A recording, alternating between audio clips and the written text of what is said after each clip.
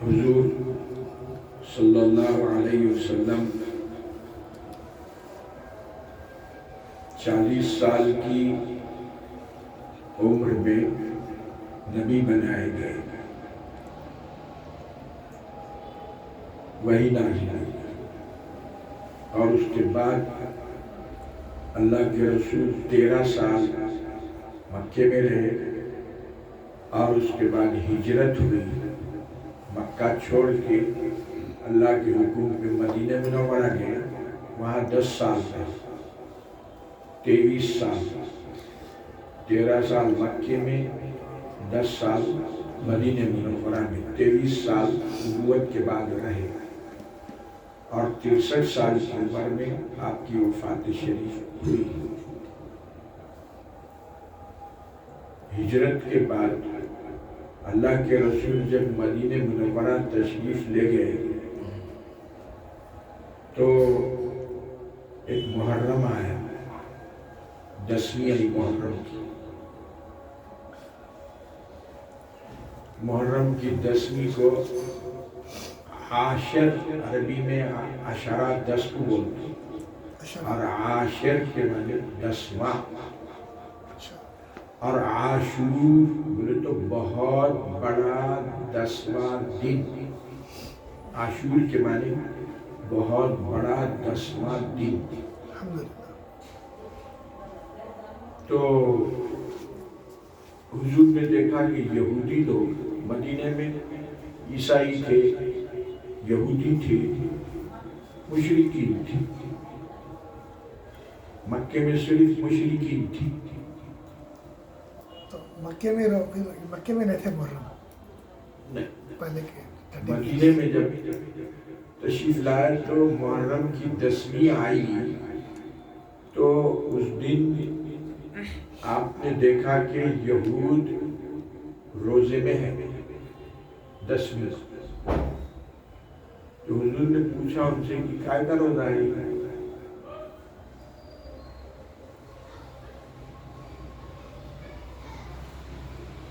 لوگ بولے کہ 10 محرم کو اللہ نے موسیٰ علیہ السلام اور بنی اسرائیل کو سمندر پار کرایا، اور فرعون اور اس کی قوم کو ڈبو دیا۔ اس کی خوشی میں حضرت موسیٰ نے روزہ رکھا تھا، ہم بھی روزہ رکھے۔ حضور نے فرمایا کہ نحن احق بموسیٰ منہ، موسیٰ سے زیادہ تو ہم لوگ قریب ہیں۔ حضور نے روزہ رکھا 10، اور فرمایا کہ آئندہ سال زندہ رہا تو انشاءاللہ 9، 10 2 دن رکھیں، کیونکہ یہود 1 دن رکھ رہے ہیں، ہم 2 دن رکھیں گے، تو 2 دن روزہ ہے، 9، 10 یا 10، 11، ایک نہیں، محرم کا روزہ ایک نہیں، باقی روزے ایک رکھ سکتے۔ تو معلوم ہوا کہ یہ محرم کا جو دن ہے 10ویں کا، پہلے سے ہی اللہ کے پاس احترام والا دن ہے۔ محرم کا مہینہ احترام کا مہینہ ہے۔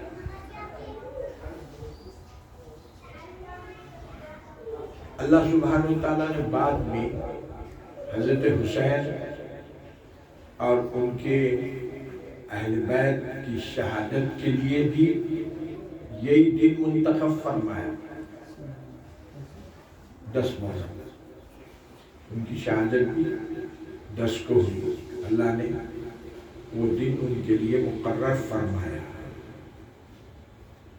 تو یہ محرم کا مہینہ اور 10 محرم مبارک، قابل احترام، مقدس ہے، منحوس نہیں ہے، سمجھے نہیں کہ اس میں کوئی کام کرے، عبادت کرے۔ تو حضور نے فرمایا کہ رمضان کے بعد سب سے زیادہ عبادت اللہ کو کا ثواب اگر ہے تو محرم میں ہے، رمضان کے بعد۔ اگر کسی مہینے میں عبادت کا ثواب ہے زیادہ تو وہ محرم کا مہینہ ہے، سمجھے نہیں؟ ایک حدیث میں یہ بھی ہے کہ 10 محرم کو اپنے گھر والوں پہ کھانے پینے میں ذرا ان کو اچھا کھلانا چاہیے تو سال بھر اللہ سبحانہ وتعالی کھانے میں برکت دیتا ہے۔ ایک حدیث ہے، بعض علماء نے کہا تو حدیث کمزور ہے، ضعیف ہے حدیث، مگر ایک حدیث ہے۔ تو محرم کو حضرت حسین ان کے اہل بیت کی جو شہادت ہے وہ پہلے سے مقرر تھی۔ ام الفضل حضرت عباس کی بیوی تھی، انہوں نے خواب دیکھا کہ حضور کے جسم کا ایک ٹکڑا کاٹ کے ام الفضل کی گود میں ڈال دیا گیا۔ خواب دیکھے، حضور کو بیان کرے کہ بہت ڈراؤنا خواب میں نے دیکھا ہے، تو حضور نے فرمایا کہ کیا خواب دیکھے؟ تو بولے ایسا، آپ کے جسم کا ایک حصہ کاٹ کے میری گود میں ڈال دیا گیا۔ تو حضور نے فرمایا فاطمہ کو بیٹا ہوگا جو تمہاری گود میں آئے گا۔ خواب کی تعبیر۔ جب حضرت حسین پیدا ہوئے تو حضرت ام الفضل نے وہ بچے کو لا کے حضور کی گود میں ڈال دیا، تو حضور کی آنکھوں سے آنسو بہنے لگے۔ ام الفضل بولے کیا بات ہے؟ بولے ابھی جبریل آئے تھے، انہوں نے کہا کہ آپ کی امت کے کچھ لوگ اس بچے کو قتل کریں گے۔ پہلے بتا دیا گیا۔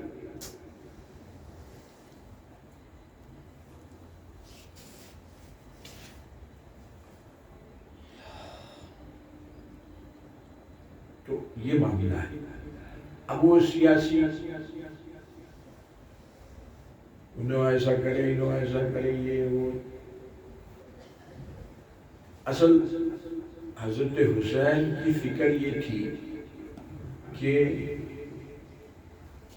حضور علیہ السلام کے بعد، صلاۃ السلام کے بعد لوگوں نے سب نے مل کے حضرت ابو بکر کو خلیفہ بنایا۔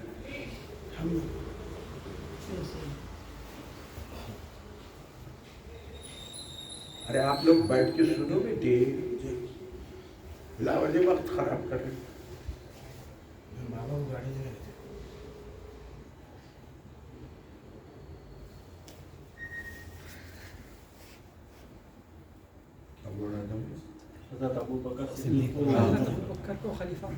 حضرت ابو بکر کی جو وفات کا وقت آیا تو انہوں نے اپنے بیٹے کو نہیں، حضرت عمر کو خلیفہ مقرر کیا اور لوگوں سے کہا کہ سب بیعت کریں، جمہوری طریقے۔ حضرت عمر کی وفات کا وقت قریب آیا تو انہوں نے 6 آدمی مقرر کرے، حضرت علی، حضرت عثمان، حضرت عبد الرحمن، حضرت سعد،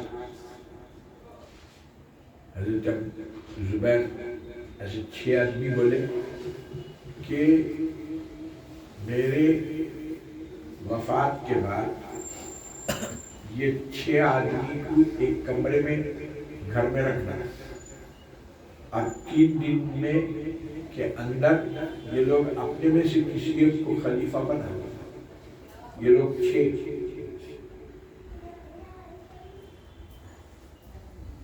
काउंसलिंग। तो वो लोग 6 मिल के हजरत उस्मान गनी को खलीफा बनाया। हजरत उस्मान गनी की शहादत हुई, वो भी हुजूर पहले बोल चुके थे। उसके बाद लोगों ने सब ने मिलके हजरत अली के हाथ पर बैठ,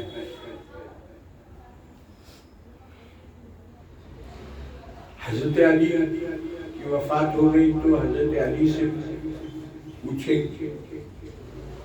आपके बेटे हसन को खलीफा बनाना क्या? तो हजरत अली ने फरमाया मैं मशवरा भी नहीं देता, मना भी नहीं करता।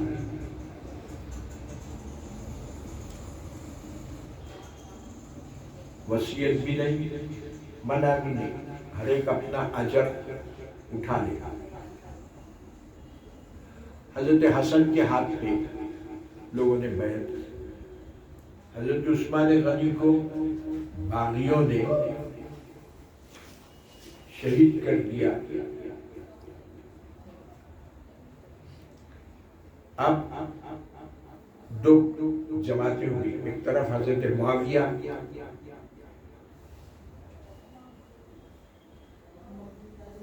उन्होंने पहले से हाकिम थे मुल्क शाम के। उन्होंने बोले ये जिन लोगों ने हजरत उस्मान को शहीद किया उनको पकड़ के पहले कत्ल करो, तो मैं खलीफा मानता हूं।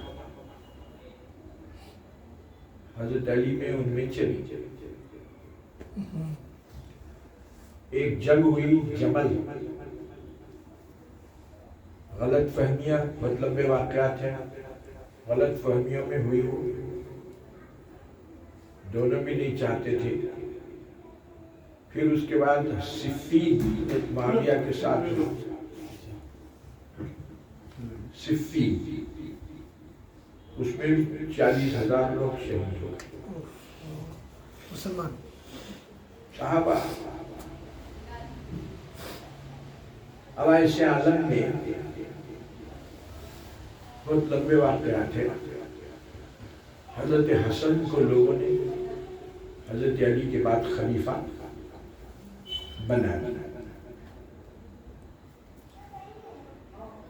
6 महीने के बाद हजरत हसन हजरत मुआविया के हाथ पर बैत करे और बोले मैं खिलाफत छोड़ देता हूँ, मुसलमानों में झगड़ा नहीं होना। कितनी बड़ी बात है, हुकूमत छोड़ देना मामूली। अब हजरत मुआविया खलीफा हो गए, 20 साल तक रहे हुए। उनको जब मालूम हुआ कि वफात तो करीब आया, तो उन्होंने क्या किया, मशवरा किया। बाद लोग मशवरा दिए कि अब इस वक्त सहाबा तो नहीं रहे, अब जो है सहाबा के बेटे हैं, तो आपका बेटा अच्छा एडमिनिस्ट्रेटर है। पहले मुसलमानों में बहुत लड़ाइयाँ हो गई, ये अच्छा लेके चलेगा। मशवरा दिए लोगों ने। बहरहाल बेटे को अपने बाद वली अहद बना दिया, क्राउन प्रिंस। और उनकी वफात हो गई। अब यजीद ने हुक्म दे कि भाई सब लोग मेरे हाथ पर बैठ करें। लिहाजा हजरत हुसैन, अब्दुल्ला बिन उमर, अब्दुर्रहमान बिन अबू बकर, अब्दुल्ला बिन जुबैर, ऐसे 5-6 लोग इन्होंने बैत नहीं की और बोले कि आप जमहूरी तरीका इख्तियार करो। حضرت ابو بکر کو لوگوں نے منتخب کیا، حضرت عمر کو بھی لوگوں نے بیعت کی، حضرت عثمان بھی مشورے سے ہوئی، حضرت علی بھی مشورے سے ہوئی، حضرت حسن بھی مشورے سے ہوئی۔ اب آپ بھی جو ہے مسلمانوں کو مشورے سے کام کرو۔ آپ اپنے بیٹے کو جو نامزد کر رہے ہیں یہ کام صحیح، بس یہ کربلا آخر میں نتیجے میں اس کے کربلا ہوا۔ جب جنگ ہو رہی ہے تو دوران جنگ بھی حضرت حسین بولے دیکھو، کوفہ گئے تھے، بولے میں جہاں سے آیا ہوں وہاں مجھے جانے نہ نہیں، یزید سے ملنے ملا نہیں، یہ ترکی سرحد ہے، اس پہ مجھے جانے دو، میں اپنی دین کا کام کر کے جی لوں گی۔ تو وہ جو فوجی لوگ تھے وہاں وہ بہت نالائق قسم کے تھے، بہت سارے جو اس میں کہ اچھے تھے انہوں نے بولا یہ اچھا موقع ہے، بہت اچھی بات بول رہے ہیں حضرت، ملنے دو ان کو یزید سے۔ مگر ابن زیاد بلکہ نالائق قسم کا آدمی تھا، انہیں بولا نہیں نہیں وہ کچھ نہیں، میرے ہاتھ پہ بیعت کرنا۔ حضرت حسین کا مانی، بولے یہ تو ظلم ہے، زیادتی ہے، ناحق ہے، آپ کے ہاتھ پہ بیعت کیوں؟ کربلا کا واقعہ پیش آیا، حدیثوں میں پہلے ہی اس کی پیشین ہوئی۔ ہم لوگ اہل السنت والجماعت، اہل سنت اور جماعت ہیں ہم لوگ، یعنی حضور کی سنت کو مانتے اور صحابہ کی جماعت کو مانتے ہیں، اس لیے اہل سنت والجماعت ہے، یعنی حضور کی سنت پہ عمل کرتے، صحابہ کی جماعت کو مانتے۔ تو یہ ہے معاملہ۔ ہمارا ایمان سنت حدیث میں جو ہے، قرآن میں جو ہے اس پر ہے، تاریخ پر نہیں۔ ہسٹری کربلا میں کیا ہوا، انہیں کیا بولا، انہیں کیا، تاریخ کے بارے میں ہے کہ تاریخ میں سچ بھی ہے، ہو سکتا ہے جھوٹ بھی ہو سکتا ہے۔ ایک واقعہ کسی جگہ ہوا تو اس کو چار آدمی چار طریقے سے بیان کرتے ہیں، تو ہسٹری صحیح اور غلط دونوں ہو سکتی ہے۔ ہمارا ہسٹری پہ ایمان نہیں، ہمارا ایمان حدیث قرآن۔ حدیث میں صحابہ کی فضیلت ہے، اہل بیت کی فضیلت ہے، اہل بیت کا ہم احترام کرتے ہیں، صحابہ کا ہم احترام کرتے ہیں، ان کی عظمت بجا لاتے ہیں، یہ ہمارا کام ہے۔ شیعہ لوگ انہوں نے جو ہے ہسٹری کے لحاظ سے مذہب بنایا، کربلا کے بعد مذہب بنا، اب جو من میں آیا اسٹوری بنائی، اور وہ ایک الگ ٹاپک ہے، کبھی وہ بتائیں گے ان کی کیا گڑبڑیاں ہیں۔ تو ہم لوگ اہل بیت کا بھی احترام کرتے رہا۔ صحابہ میں آپس میں جو لڑائیاں ہو گئی غلط فہمی کے نتیجے میں ہو گئی، وہ لوگ نہیں چاہتے تھے، تو ہم لوگ حضرت موسیٰ اور ہارون میں لڑائی ہو گئی، قرآن مجید میں ہے، تو ہمارے پاس حضرت موسیٰ بھی احترام کے قابل، حضرت ہارون بھی تو صحابہ میں جو لڑائیاں ہوئی ان کا معاملہ ان کو معلوم ہو کیوں ہوا کیا ہوا بحث الگ. ہمارے نزدیک دونوں بھی لائق احترام. ہم کسی کو گالیاں نہیں دیں گے. بعض اپنے سنی لوگ شیعہ لوگوں کے ورغلانے میں آنے سے بعض صحابہ کو برا بھلا بولتے ہیں. وہ اچھی چیز نہیں ہے. تو ہم اہل بیت کا بھی احترام کریں گے, صحابہ کا بھی احترام. حضرت حسین کی شہادت کربلا کے بعد 300 سال تک کچھ نہیں ہوا. 300 سال. اس کے بعد ایک ایرانی شیعہ وزیر تھا عباسی حکومت کا. انہیں بغداد کی جامع مسجد میں صحابہ کو گالیاں لکھا, ماتم جاری کرا, صحابہ کو گالی گلوچ. اب سیاسی لوگ اس کو ایک سیاست بنے. قرآن میں حدیث میں ماتم کی اجازت نہیں ہے. محرم کو منحوس سمجھنا نہیں ہے. مبارک ہے یہ. شہادت منحوس نہیں ہے, مبارک چیز ہے شہادت. تو حضرت حسین کی شہادت ہوئی تو مبارک کام ہوا. حسین کی شہادت کا یہ پیغام ہے کہ حق جب حق ہے اس کے مقابلے میں کوئی ظلم کر رہا تو اس کی وجہ سے بدلنا نہیں, حق نہیں چھوڑنا. لنچنگ کر کے مار رہے مسلمانوں کو, ظلم کر رہے, ایمان نہیں چھوڑنا. شہید ہو جانا مگر ایمان نہیں چھوڑنا. کتنا بھی ظلم ہو اپنا ایمان نہیں چھوڑنا, حق بات نہیں چھوڑنا.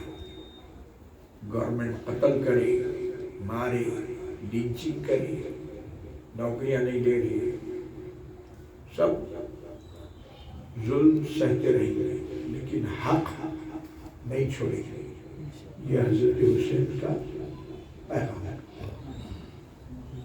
سمجھ, ظالم کوئی بھی ہو, مسلمان ہو کافر ہو, ظلم کی وجہ سے حق بات کو چھوڑنا نہیں اور شہادت اختیار کر لینا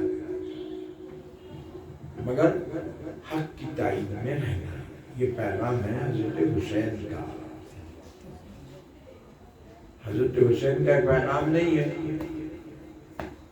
محرم آتے ہی سال بھر حضرت حسین نہیں, حسن نہیں. محرم آتے ہی کالے کپڑے, نماز نہیں, روزہ نہیں.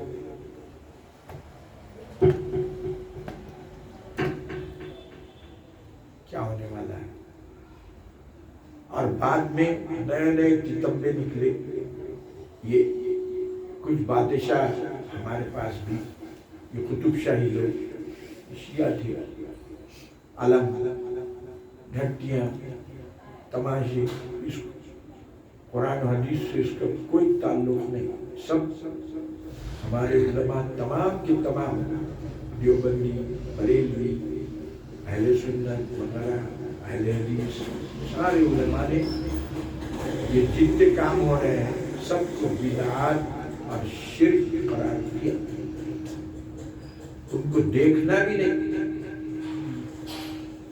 علم جا کے دیکھنا بھی نہیں. سبھی لگانے, فلاں لگانے, سب بناوٹی دھندے. سمجھے نہیں, اسلام سے اس کا کوئی تعلق نہیں. اہل سنت ہمیشہ سے جو ہے روزہ رکھتے رہے. کیا کریں روزہ, قرآن, ذکر, محفل یاد حسین, بس یہ طریقہ اپنا ہے, اس کو ماننا چاہیے. اللہم صلی علی سيدنا وشفيعنا وحبيبنا وسندنا وقرة أعيننا مولانا محمد بارك وسلم يا حي يا قيوم برحمتك نستغيث لا إله إلا أنت سبحانك إني كنت من الظالمين. اللهم لك الحمد ولك الشكر، اللهم لك الحمد ولك الشكر، اللهم لك الحمد ولك الشكر، اللهم لك الحمد ولك الشكر يا حي يا قيوم برحمتك نستغيث لا إله إلا أنت سبحانك إني كنت من الظالمين. حسبنا الله ونعم الوكيل ونعم المولى ونعم النصير.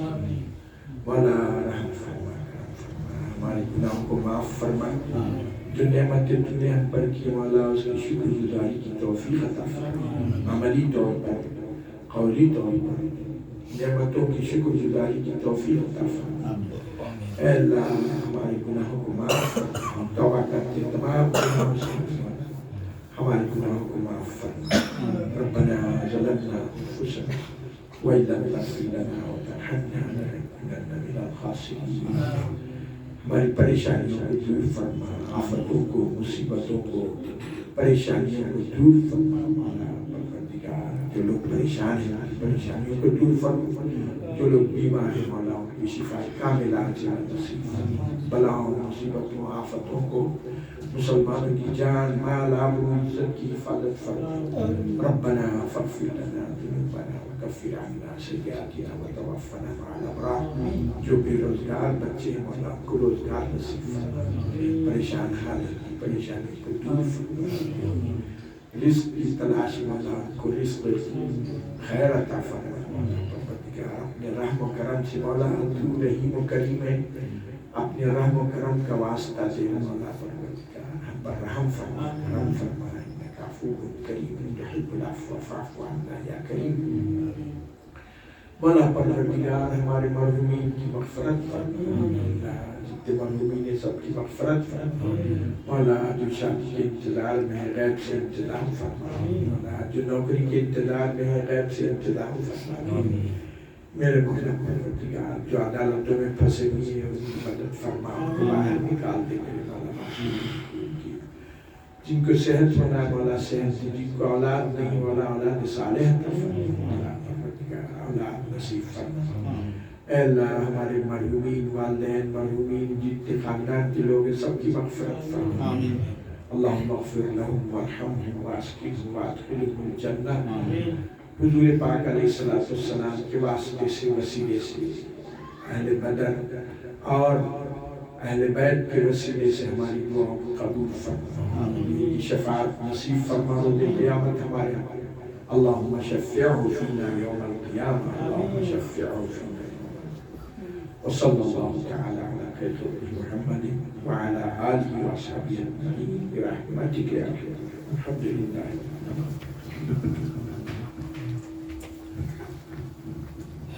نماز ہوئی انشاءاللہ۔